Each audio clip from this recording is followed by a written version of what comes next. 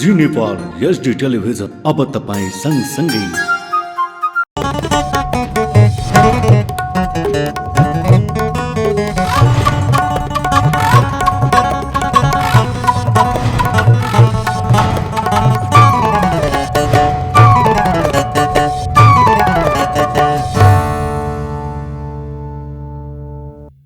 नमस्कार, जी नेपाल न्युजमा यहाँलाई स्वागत छ। म खेमा जोशी। सुरु गरौँ प्रमुख समाचारका शीर्षकहरूबाट। अहिलेको गठबन्धन 5 वर्षसम्म रहने प्रधानमन्त्री दाहालको भनाई। जनताका पक्षमा गरेका कामको जनताले नै फैसला गर्ने प्रधानमन्त्रीको विश्वास।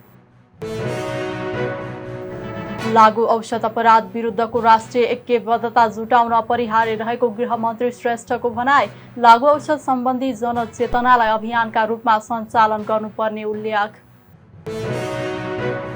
नेपाल नागरिक उड्डयन प्राधिकरणलाई विभाजन गर्ने कानुन मन्त्री परिषदमा पेश भइसकेको पर्यटन मन्त्री किरातीको भनाई। विधेयक संसदबाट पारित भएपछि हवाई सुरक्षा थप प्रभावकारी हुने धारणा। भारतको मणिपुरमा गृहयुद्धको जोखिम बढ्यो, तत्काल समस्या नसुल्झाए भयावह अवस्था आउने चेतावनी। र 16 वर्ष मुनिको एन्फा लिग असार 30 गतेदेखि सुरु हुने। लिगको खेल तालिका असार 25मा सार्वजनिक गरिने। अब समाचार विस्तारमा। प्रधानमन्त्री पुष्पकमल दाहाल प्रचण्डले अहिलेको गठबन्धन 5 वर्षसम्म जाने बताउनु भएको छ। आज धादिङको गजुरीमा आदर्श बहुमुखी क्याम्पसको भवन उद्घाटनका क्रममा प्रधानमन्त्री दाहालले 5 वर्षसम्म गठबन्धन रहने बताउनुभयो। 18औं शताब्दीमा कार्ल मार्क्सले समाजवाद र साम्यवादको परिकल्पना गरिरहँदा दुनियाँले के भन्छ नसोची तिमी आफू आफ्नो उद्देश्यमा अगाडि बढ भनेको स्मरण गर्दै दुनियाँले के भन्छ त्यतातिर भन्दा पनि राम्रो गर्दै जानेतिर आफ्नो ध्यान रहेको प्रधानमन्त्रीले बताउनुभयो। भारत भ्रमणका क्रममा प्रधानमन्त्रीको हैसियतले आफूले राम्रो गरेको भए पनि राम्रो गरेको देखि नसहने नकारात्मक प्रवृत्ति भएकाहरूले अनावश्यक विरोध गरेको प्रधानमन्त्रीको भनाइ थियो। आफूले देश र जनताको पक्षमा राम्रो गर्दै जाने बताउँदै जनताका पक्षमा गरेका कामको जनताले नै फैसला गर्ने प्रधानमन्त्रीको विश्वास छ। उपप्रधानमन्त्री एवं गृहमन्त्री नारायण काजी श्रेष्ठले लागु औषध अपराध विरुद्धको राष्ट्रिय ऐक्यबद्धता जुटाउन अपरिहार्य रहेको बताउनु भएको छ।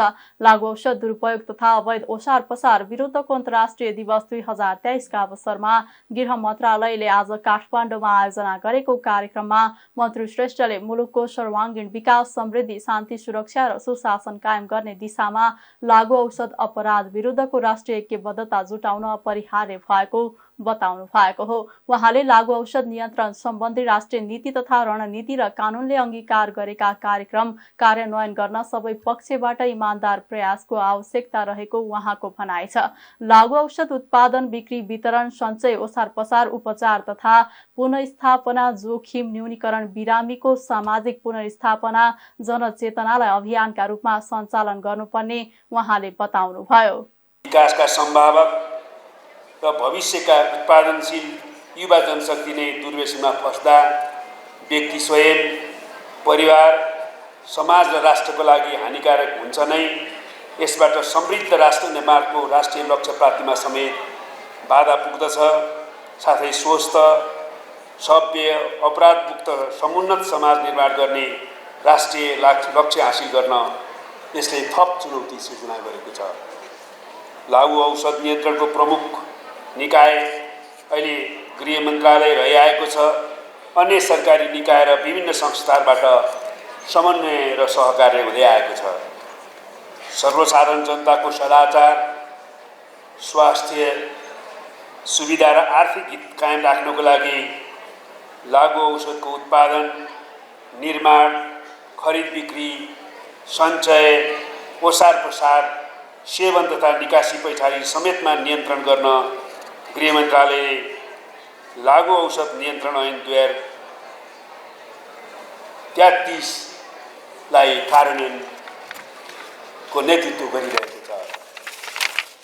लागु औषध नियन्त्रण राष्ट्रिय नीति 2063 को रणनीति 2066 63 रणनीति 2066 लागु औषध प्रयोगकर्ताहरूका लागि उपचार तथा पुनर्स्थापना केन्द्र सञ्चालन निर्देशिका 2075 लागु औषधको मौखिक प्रतिस्थापन उपचार केन्द्र सञ्चालन निर्देशिका 2070 लागु औषध नियन्त्रण राष्ट्रिय गुरुजना 2079-84 र अन्य निर्देशिका स्वीकृत गरी कार्यान्वयन भइरहेको छ। नीति तथा कार्ययोजनाले विशेष गरी लागु औषधको माग घटाउन र आपूर्ति नियन्त्रणलाई प्राथमिकता राखेको छ। कानुन, नीति र रणनीतिलाई समसामयिक रूपमा संशोधन गर्न मन्त्रालयले काम सुरुवात गरेको छ।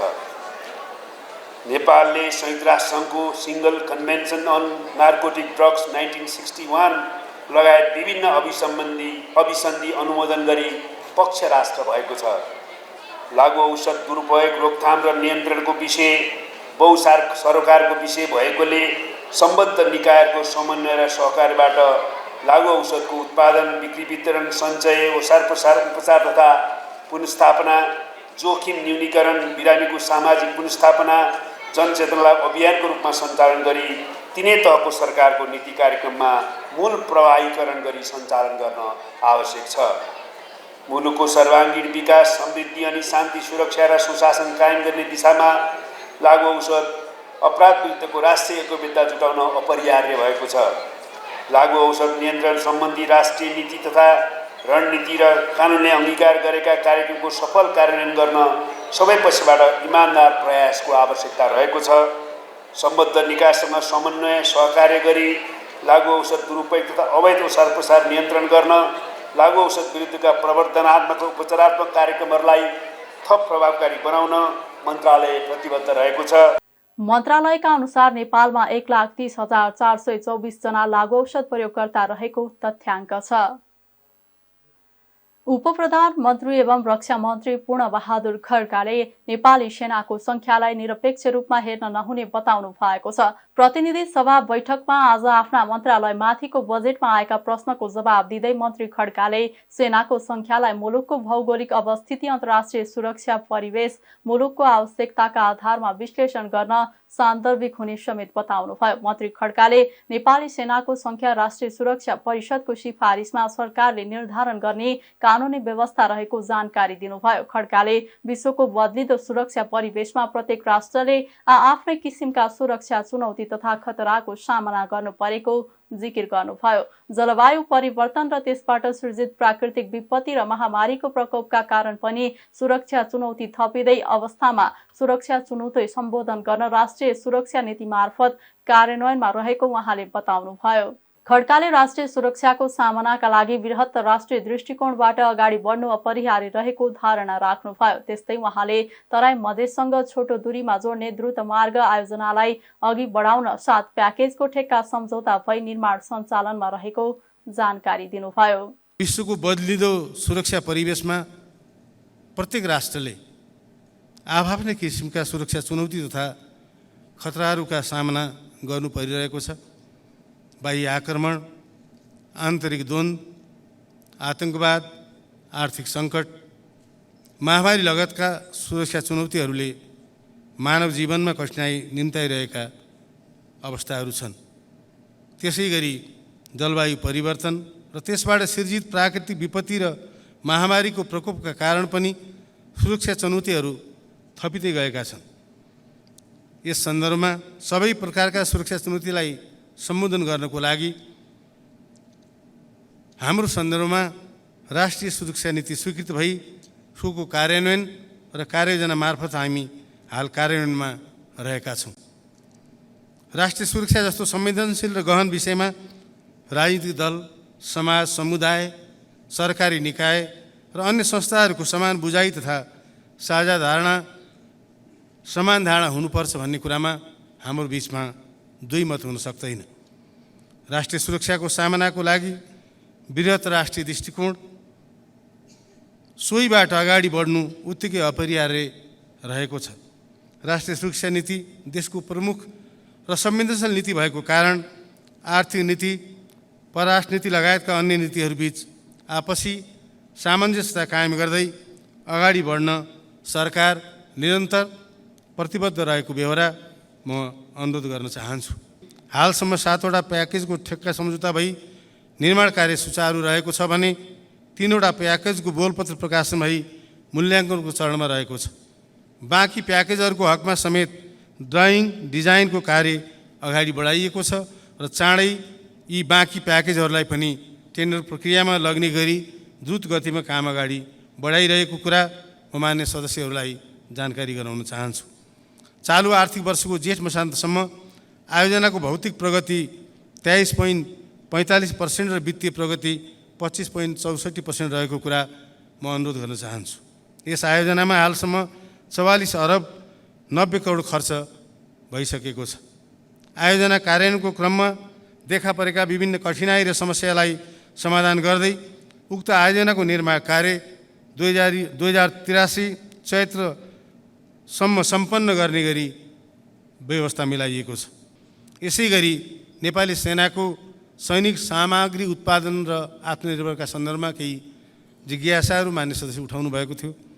यस सन्दर्भमा नेपाली सेनालाई आवश्यक पर्ने गोली इकट्ठा, सैनिक तथा विकास निर्माण प्रयोजनको लागि आवश्यक विस्फोटक पदार्थ लगायत अन्य सैनिक सरसामग्रीहरू नेपाली सेनाले स्वदेशमा नै उत्पादन गर्ने प्रक्रिया अगाडि बढाइरहेको छ। उहाँले चालु आर्थिक वर्षको जेठ मसान्तसम्म आयोजनाको भौतिक प्रगति 23.45 र वित्तीय प्रगति 25.4% रहेको र आयोजनामा हालसम्म 44 अर्ब 90 करोड खर्च भइसकेको बताउनुभयो। सेनालाई आवश्यक पर्ने सैनिक सामग्री स्वदेशमा नै उत्पादन गर्ने प्रक्रिया अघि बढाइसकेको उहाँको भनाइ छ। संघीय मामिला तथा सामान्य प्रशासन मन्त्री अमनलाल मोदीले संघीय निजामती सेवा ऐन छिटै अघि बढ्ने बताउनु भएको छ। सोमबार प्रतिनिधि सभाको बैठकमा आफ्नो मन्त्रालयमाथिको बजेटमाथि आएका जिज्ञासाको जवाब दिँदै मन्त्री मोदीले संविधान अनुसार प्रशासनलाई अघि बढाउनका लागि संघीय निजामती सेवा ऐन छिटै अघि बढ्ने बताउनु भएको हो। अहिले उक्त ऐन परामर्शका लागि अर्थ मन्त्रालय र कानुन मन्त्रालयमा रहेकाले परामर्श सहित प्राप्त भएपछि सदनको चालु अधिवेशनमा नै पेश गर्ने उहाँले बताउनुभयो। मन्त्री मोदीले संघीय निजामती सेवा ऐनमा देखिएका समस्या समाधानका लागि उपप्रधानमन्त्री तथा रक्षा मन्त्रीको नेतृत्वमा कार्यदल समेत गठन भएको उल्लेख गर्नुभयो। उहाँले सुशासन र कर्मचारी व्यवस्थापनको कार्यलाई प्रभावकारी बनाउन पहल भइरहेको, सुगम स्थानमा मात्रै बस्ने र दुर्गममा नजाने कर्मचारीको व्यवस्थापनका लागि एक कार्यदल गठन गरिएको जानकारी दिनुभयो। नेपालको संविधानको मर्म र भावना बमोजिम सङ्घ, प्रदेश र स्थानीय तहबीच प्रशासनिक अन्तर्सम्बन्ध र साझेदारीको कार्यक्रम कायम हुने गरी संघीय निजामती सेवा सम्बन्धी विधेयक राय परामर्शका लागि अर्थ मन्त्रालय, कानुन, न्याय तथा संसदीय मामिला मन्त्रालय मिति 2079/12/10 पठाइएको छ। राय परामर्श प्राप्त हुनासाथ उक्त विधेयक सम्मानित सदनमा पेश गर्ने प्रयोजनको लागि व्यवस्था मिलाउन नेपाल सरकार मन्त्री परिषदमा पठाइने व्यवस्था जानकारी गराउँदछु। साथै नेपाल सरकारको मन्त्री परिषदबाट संघीय निजामती सेवा ऐन विधेयक सम्बन्धी सहजीकरणको लागि माननीय उप प्रधानमन्त्री तथा रक्षा मन्त्रीजीको एउटा चाहिँ सहजीकरण समिति गठन भई क्रियाशील रहेको छ। सभामध्ये तेस्रो, हाम्रो मन्त्रालयको चाहिँ एउटा सुशासनसँग तथा कर्मचारी व्यवस्थापनसँग माननीयज्यूहरू देखाएका विषयवस्तुहरूमा केही विषयवस्तु राख्नुभएका छन्।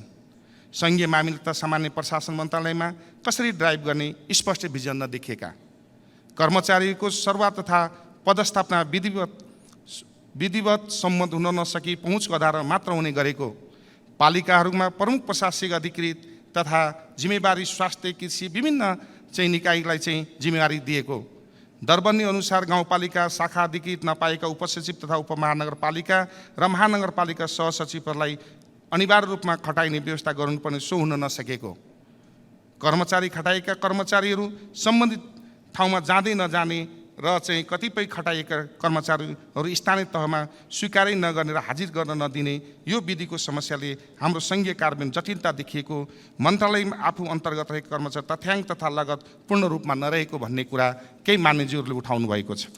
र सङ्घीय मामिला तथा सामान्य प्रशासन जोडेर संहिताको कार्यान्वयनमा कमजोर बनाएको पनि केही कुराहरू उठाउनु भएछ। संहिता कार्यान्वयनको क्रममा स्थानीय तथा प्रदेश तहलाई कतिपय अधिकार सम्पन्न बनाएको र सङ्घ र कतिपय समन्वय भूमिका खेल्यो भन्ने विषयमा महत्त्वपूर्ण रहनेमा सङ्घीय सरकारको समन्वयकारी भूमिका नखेलेको भन्ने पनि केही मान्यज्यूहरूले उठाउनु भएछ। र स्थानीय तहको क्षमता विकास सम्बन्धमा पनि समन्वयको मन्त्रालयको ध्यान नदिएको पनि केही प्रश्न उठाउनु भएछ। यी विषयका लगायतका विषयमा मानवजीहरूको जिज्ञासामा तथा सुझावमा प्राप्त भएको यस सम्बन्धमा देहाय अनुसारको प्रश्न पार्न चाहन्छु। सबल संहिता, सक्षम र सुदृढ जनउत्तरदायित्व, सार्वजनिक प्रशासन मुक्त सोच भिजन हासिल गर्ने गरी हामीले आवश्यक रणनीति र कार्यनीति सहितको 10 वर्ष रणनीतिक योजना 2077, 2078, 2087 र 88 अनुरूप नै यो मन्त्रालय संघीयता कार्यान्वयन र कर्मचारी व्यवस्थापन कायम गरिरहेका छन्। सभामुख महोदय, कर्मचारी सरुवा कार्य व्यवस्थापना व्यवस्थित गर्न प्रभावकारी संयन्त्र बनाउन हामीले चाहिँ सहसचिव संयोजनमा एक कार्यदल गठन गरेका छौँ। सभामुख महोदय, मन्त्री मोदीले चालु आर्थिक वर्षमा आफ्नो मन्त्रालयको बजेट घटेर आएकाले माग अनुसार कार्यक्रम तर्जुमा गर्न कठिन भएको बताउनुभयो। संस्कृति, पर्यटन तथा नागरिक उड्डयन मन्त्री सुदन किरातीले नेपाल नागरिक उड्डयन प्राधिकरणलाई विभाजन गर्ने कानून मन्त्री परिषदमा पेश भइसकेको बताउनु भएको छ। सोमबार प्रतिनिधि सभा बैठकमा आफ्नो मन्त्रालयमाथिको बजेटमा आएका प्रश्नको जवाब दिँदै मन्त्री किरातीले प्राधिकरणलाई विभाजन गरेर नियमन निकायको रूपमा प्राधिकरण र सेवा प्रदायकको रूपमा हवाई सेवा प्राधिकरण स्थापना गर्ने विधेयक छुट्टै विधेयक संसदमा पेश गर्नका लागि मन्त्री परिषदमा पठाइसकेको जानकारी दिनुभएको हो। उहाँले विगतमा राष्ट्रिय सभाबाट पारित भइसकेपछि यो विधेयक फिर्ता आएको स्मरण गराउनुभयो। उक्त विधेयकहरू संसदबाट पारित भएपछि हवाई सुरक्षा थप प्रभावकारी हुने र EUको प्रतिबन्ध हटाउन मद्दत पुग्ने उहाँले बताउनुभयो। मन्त्री किरातीले राष्ट्रिय गौरवको आयोजनाका रूपमा रहेका गौतम बुद्ध विमानस्थलबाट निगमले अन्तर्राष्ट्रिय उडान सुरु गरेको जानकारी दिनुभयो। उहाँले काठमाडौँको वैकल्पिक विमानस्थलको रूपमा रहेको निजगढ विमानस्थललाई पनि अघि बढाउन विमानस्थल क्षेत्रभित्रका बस्ती स्थानान्तरण गर्ने र उपयुक्त मोडालिटी तयार गरेर आगामी आर्थिक वर्षदेखि निर्माण सुरु गर्ने बताउनुभयो। उहाँले विमानस्थलको संख्या थप्ने भन्दा पनि सेवा र गुणस्तर वृद्धि गर्नेमा सरकारको ध्यान केन्द्रित रहेको जिकिर गर्नुभयो। गौरवको आयोजनाका रूपमा रहेको गौतम बुद्ध अन्तर्राष्ट्रिय विमानस्थल र पोखरा अन्तर्राष्ट्रिय विमानस्थल कार्य सम्पन्न भएको सबैलाई अवगत नै छ। गौतम बुद्ध अन्तर्राष्ट्रिय विमानस्थल सञ्चालक क्रममा हालै मात्र नेपाल वायु सेवा निगमले कोलालम्पुर उडान सुरु गरेको छ। सभामुख महोदय, जजिरा एयरलाइन्सले कुवेतदेखि भैरवा उडान गर्यो, तर केही प्राविधिक कारणले हाल उडान स्थगन भएको छ। अन्य विमान सेवा प्रदायक कम्पनीहरू उडान गर्न इच्छुक रहेका छन् र निकट भविष्यमा उडान गर्न सुरु गर्ने प्रयास भइराखेको छ। पोखरा अन्तर्राष्ट्रिय विमानस्थलमा हालै मात्रै सिचुआन एयरलाइन्सले चीनको छेन्दुबाट चार्टर उडान गरेको छ। सभामुख महोदय, जलहरीको विषयमा अख्तियारले अनुसन्धान गरिरहेकै छ। लुम्बिनी क्षेत्रमा गुरुयोजना विपरीत कतिपय संरचनाहरू निर्माण भएको पाइयो। हाल गुरुयोजना मुताबिक मात्रै भौतिक संरचना निर्माण गर्न निर्देशन भइसकेको छ। सभामुख महोदय, निजगढ विमानस्थल काठमाडौँको वैकल्पिक विमानस्थल हो। भविष्यमा यसको आवश्यकता झनै देखिन्छ। आर्थिक वर्ष 80-81 मा विमानस्थल क्षेत्रभित्रका सबै बस्ती स्थानान्तरण लगायत साइट क्लियरेन्स कार्य गरिनेछ।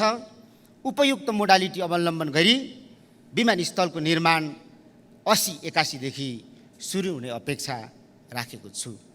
विमानस्थलको सङ्ख्या थप्ने भन्दा पनि सेवा र त्यसका गुणस्तर बढाउनेमा जोड दिनु आवश्यक छ। यस तथ्यलाई मध्यनजर गर्दै आगामी वर्ष विराटनगर, भक्तपुर, नेपालगञ्ज र धनगढी विमानस्थलको स्तरोन्नति गरी क्षेत्रीय विमानस्थलको रूपमा विकास गरिने, रुकुमको चौरझारी, दाङको टरीगाउँ, उदयपुरको सगरमाथा र जुम्लाको खलङ्गा लगायतका विमानस्थलको स्तरोन्नति गरिने बेहोरा बजेटमा प्रस्तुत भएकै छ। हुम्लाको सिमीकोट र मुगुको ताल्चा विमानस्थल विस्तारको लागि चालु आवामा नै जग्गा प्राप्तिको कार्य अगाडि बढाइएको छ। सभामुख महोदय, सरकारका विगतदेखि नीति तथा कार्यक्रममा उल्लेख भएको धारणाको आधारमा नागरिक उड्डयन प्राधिकरणलाई विभाजन गरी नियमन निकायको रूपमा नेपाल नागरिक उड्डयन प्राधिकरण र सेवा प्रदायकको रूपमा हवाई सेवा प्राधिकरण स्थापना गर्ने गरी छुट्टा छुट्टै विधेयक पुनः सम्मानित संसदमा पेश गर्ने गरी मन्त्री परिषदमा पठाइसकिएको छ। सभामुख महोदय, विगतमा सम्मानित राष्ट्रिय सभाबाट पारित भइसकेपछि पनि यो विधेयक फिर्ता आएको स्मरण पनि म यो सम्मानित संसदलाई गराउन चाहन्छु। यी विधेयकहरू यस गरिमामय संसदबाट पारित भएपछि हवाई सुरक्षामा थप प्रभावकारी हुने र युरोपेली आकाशमा नेपाली वायु सेवामाथिको प्रतिबन्ध हटाउन मद्दत पुग्नेछ भन्ने लाग्दछ। उहाँले पशुपतिको जलहरी प्रकरणमा अख्तियारले अनुसन्धान सुरु गरेको, लुम्बिनीमा गुरु योजना विपरीत निर्माण भएका संरचना बनेकाले अब गुरु योजनामा आधारित संरचना मात्रै बनाउन निर्देशन दिइसकेको बताउनुभयो। नेकपा माओवादी केन्द्रका सांसद देवेन्द्र पौडेलले पशुपतिनाथ मन्दिरको गर्भगृहमा रहेको सुनको जलहरी सम्बन्धमा सत्य तथ्य जानकारी गराउन माग गर्नु भएको छ। प्रतिनिधि सभाको सोमबारको बैठकको शून्य समयमा सांसद पौडेलले सुनको जलहरी सम्बन्धमा जाँच समेत भइसकेको अवस्थामा यस विषयमा सदनमा सत्य तथ्य जानकारी गराउन माग गर्नु भएको हो। उहाँले ट्रकमा ल्याएको सामान जस्तो नभएको भन्दै सुनको नाप जाँचपछि कति सुन हरायो, कति सुन बाँकी छ र के अवस्थामा रहेको भन्ने बारेमा जानकारी गराउनु पर्ने बताउनुभयो। पशुपतिनाथ मन्दिर परिसरको गर्भगृहमा रहेको जलहरीको बारेमा यो सदनमा निकै चर्चा भयो। आज पनि देशका प्रमुख मिडियाहरूमा यो बारेमा प्रश्न उठेको छ र म सम्माननीय सभामुख महोदय मार्फत के भन्न चाहन्छु भनेदेखि भएको के हो त्यहाँ। आज पशुपति क्षेत्र विकास कोष, नेपाल प्रहरी सुरक्षा निकाय, सुनचाँदी व्यवसायी सङ्घ, गुणस्तर तथा नापतौल विभाग, पुरातत्व विभाग, खानी तथा भूगर्भ विभाग र जनप्रतिनिधिहरूले त्यहाँको सुनको चाहिँ खोजी गरेर जोख्दै हुनुहुन्छ, तौल्दै हुनुहुन्छ भन्ने हामी सुनेका छौँ। सम्माननीय सभामुख महोदय मार्फत कति सुन हराएको हो, कति सुन बाँकी छ, के स्थिति हो, यो कुनै ट्रकमा ल्याएको सामग्री जोख्ने कुरा होइन। यो कुरा सत्य तथ्य सदनमा गम्भीरतापूर्वक विषय उठेको हुँदाखेरि यो सम्मानित सदनमा सत्य तथ्य जानकारी गराउनको निम्ति सम्मानीय सभामुख महोदय मार्फत सम्बन्ध निकायलाई म विशेष अनुरोध गर्न चाहन्छु। धन्यवाद। गैराती अख्तियार लगायतको टोलीले पशुपतिनाथमा रहेको सुनको जलहरी नाप जाँच गरिए पनि विवरण सार्वजनिक भने भएको छैन। रासपाका सांसद सन्तोष परियारले जिल्ला निर्वाचन कार्यालय खारेज गर्ने सरकारको निर्णय तत्काल सच्याउन चेतावनी दिनु भएको छ। सरकारले उक्त निर्णय नसच्याए सडक र सदनबाट आन्दोलन गर्न बाध्य हुने सांसद परियारको भनाइ छ। आजको प्रतिनिधि सभा बैठकमा बोल्दै सांसद परियारले जिल्ला निर्वाचन खारेज गर्ने सरकारको निर्णय लोकतन्त्रमाथिको षड्यन्त्र भएकाले रासपाले घोर भत्सना गर्ने बताउनुभयो। उहाँले बजेट मार्फत सरकारले जिल्ला निर्वाचन कार्यालय खारेज गर्ने भनेर प्रस्ताव गरिएको भन्दै यसले जनताको मताधिकारमा असर गर्ने मात्र नभई स्वतन्त्र रूपमा जन्मिएका नयाँ पार्टीहरूलाई राष्ट्रिय राजनीतिमा बन्देज लगाउने षड्यन्त्रपूर्वक खेल भएको बताउनुभयो। काठमाडौँ महानगरपालिकाका मेयर बालेन शाह विरुद्ध सर्वोच्च अदालतमा दायर मुद्दा सोमबार पनि हेर्न नभ्याउने सूचीमा परेको छ। न्यायाधीश प्रकाश कुमार ढुङ्गानाको एकल इजलासमा सुनवाईका लागि पेशी तोकिए पनि हेर्न नभ्याउने सूचीमा परेको हो। महानगर प्रमुख शाहले अदालतको आदेश मान्दिन भन्ने अभिव्यक्ति दिएपछि अधिवक्ता वर्षा कुमारी झाले सर्वोच्च अदालतमा अदालतको अवहेलना सम्बन्धी रिट निवेदन दर्ता गराउनु भएको थियो। शुक्रबार दर्ता भएको उक्त रिटमाथि सुनवाईका लागि आइतबार पनि पेशी तोकिएको थियो। न्यायाधीश ढुङ्गानाकै इजलासमा आइतबार पनि पेशी तोकिएको उक्त रिट निवेदन हेर्न नभ्याउनेमा परेको थियो। बालेनले बलिउड फिल्म आदि पुरुषमा समावेश भएको भारतकी बेटी भन्ने शब्दलाई लिएर फिल्मबाट उक्त संवाद नहटाएसम्म नेपालमा उक्त र अन्य कुनै पनि हिन्दी फिल्म चल्न नदिने घोषणा गर्नु भएको थियो। त्यस लगत्तै हलवालाहरूको छाता संगठन चलचित्र सङ्घले उच्च अदालत पाटनमा हालेको रिटमा अदालतले हिन्दी चलचित्रको प्रदर्शनमा रोक लगाउने निर्णय तत्काल कार्यान्वयन नगर्नु नगराउनु भन्दै आपतकालीन अन्तरिम आदेश जारी गरेको थियो। अल्पमतमा परेपछि अध्यादेशबाट बजेट ल्याउनकै लागि अधिवेशन स्थगित गरेको प्रदेश सरकारले तेस्रो अधिवेशन आह्वान गर्न प्रदेश प्रमुख समक्ष सिफारिस गरेको छ।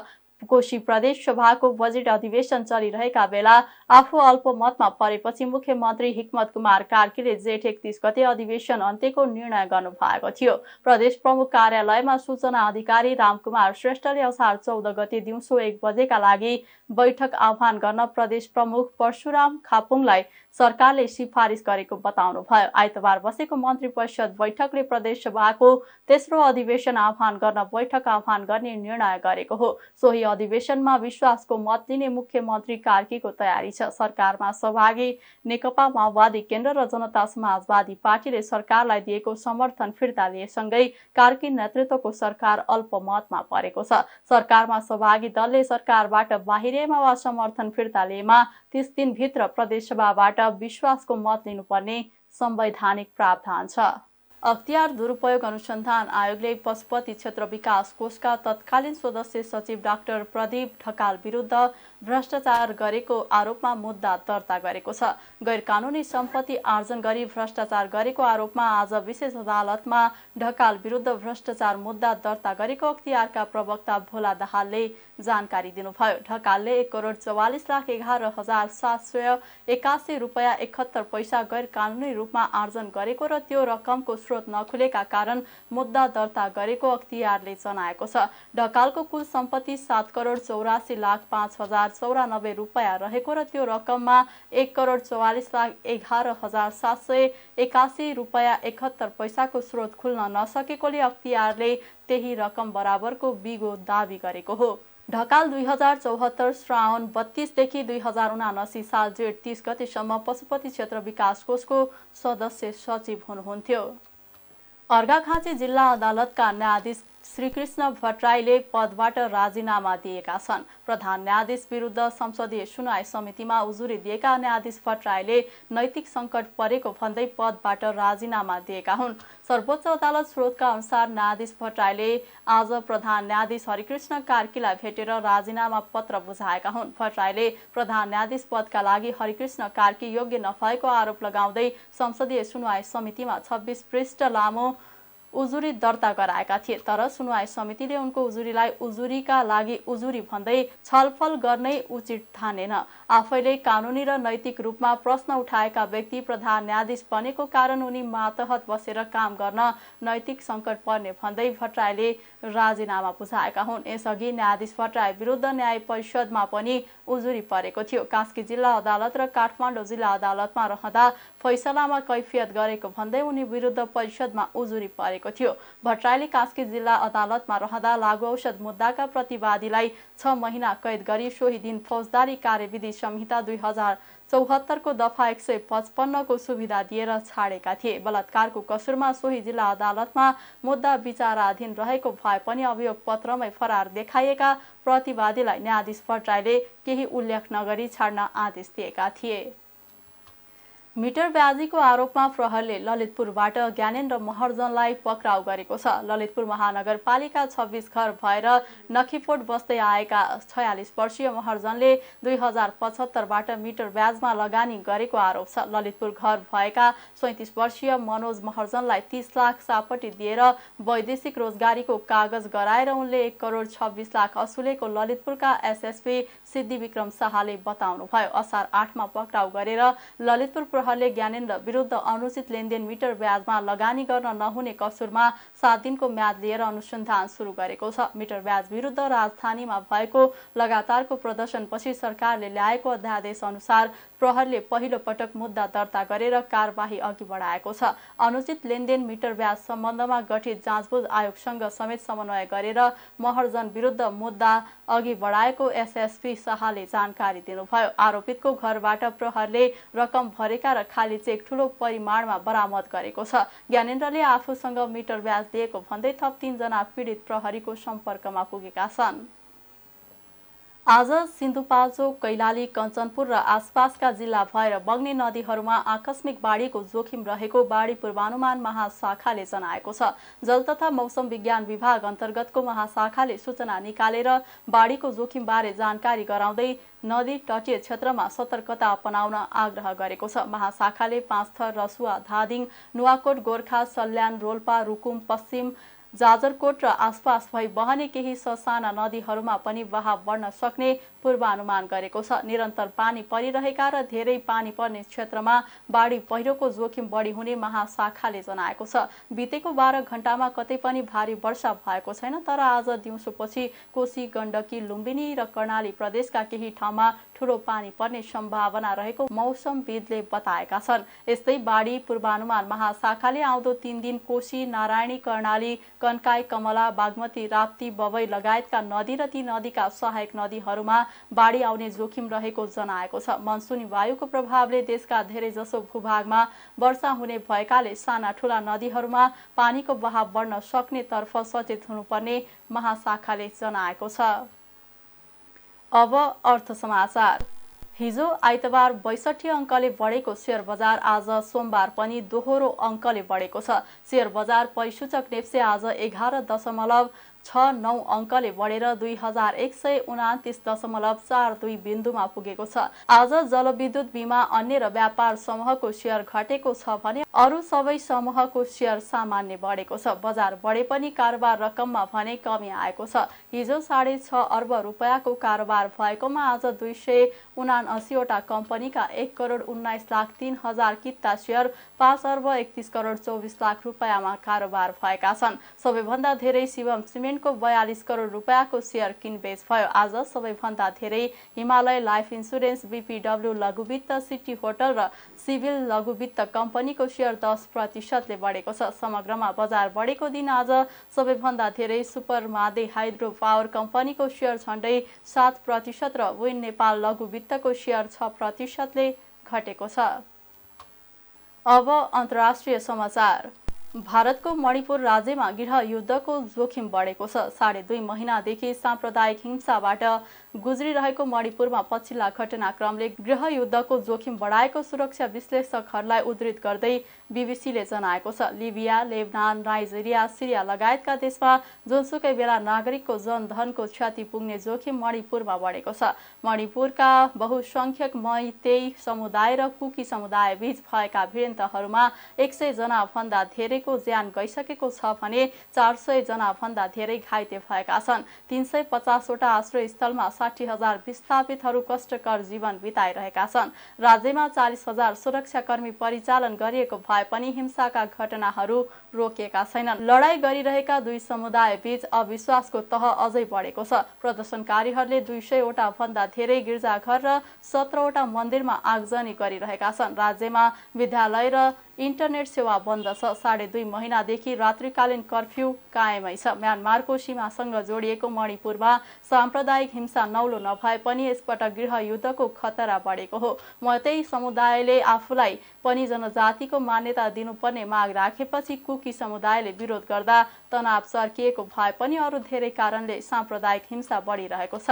मणिपुरमा 33वटा जातीय समुदायको बसोबास छ। झन्डै 33 लाख जनसङ्ख्या रहेको मणिपुरमा मैतेई, नागा र कुकी विद्रोहीहरूले लामो समयदेखि सशस्त्र अभियान चलाउँदै आएका छन्। अब खेल समाचार। अखिल नेपाल फुटबल सङ्घ एन्फाले 16 वर्ष मुनिको एन्फा लिग असार 30 गतेदेखि सुरु हुने जनाएको छ। एन्फाले ए डिभिजन लिग क्लबसँगको छलफलपछि लिगको नयाँ मिति तय गरेको हो। यसअघि लिग असार 23 गते सुरु हुने बताइएको थियो। क्लबहरूले मङ्गलबारसम्म आफ्ना टोलीहरू दर्ता गर्नुपर्नेछ भने असार 24 गतेसम्म खेलाडी दर्ता गर्नुपर्नेछ। लिगको खेल तालिका असार 25मा सार्वजनिक हुनेछ। लिगका खेलहरू शुक्रबार, शनिबार र सार्वजनिक बिदाको दिन खेलाइनेछ। एन्फाले लिगमा सहभागी प्रत्येक क्लबलाई तयारीका लागि 3 लाख रुपैयाँ उपलब्ध गराउने सहमति भएको छ। खेल समाचारसँगै हामी जी नेपाल न्युजको अन्त्यमा आइसकेका छौँ। जाँदै प्रमुख समाचारका शीर्षकहरू पुनः एकपटक। अहिलेको गठबन्धन 5 वर्षसम्म रहने प्रधानमन्त्री दाहालको भनाई। जनताका पक्षमा गरेका कामको जनताले नै फैसला गर्ने प्रधानमन्त्रीको विश्वास। लागु औषध अपराध विरुद्धको राष्ट्रिय ऐक्यबद्धता जुटाउन अपरिहार्य रहेको गृहमन्त्री श्रेष्ठको भनाई। लागु औषध सम्बन्धी जनचेतनालाई अभियानका रूपमा सञ्चालन गर्नुपर्ने उल्लेख। नेपाल नागरिक उड्डयन प्राधिकरणलाई विभाजन गर्ने कानुन मन्त्री परिषदमा पेश भइसकेको पर्यटन मन्त्री किरातीको भनाई। विधेयक संसदबाट पारित भएपछि हवाई सुरक्षा थप प्रभावकारी हुने धारणा। भारतको मणिपुरमा गृह युद्धको जोखिम बढ्यो, तत्काल समस्या नसुल्झाए भयावह अवस्था आउने चेतावनी। र 16 वर्ष मुनिको एन्फा लिग असार 30 गतेदेखि सुरु हुने लिगको खेल तालिका असार 25मा सार्वजनिक गरिने। प्रमुख समाचारका शीर्षकसँगै अहिलेका लागि जी नेपाल न्युज सकियो। ताजा समाचार र मनोरञ्जनका लागि जी नेपाल 4K टेलिभिजन हेर्दै गर्नुहोला। नमस्कार।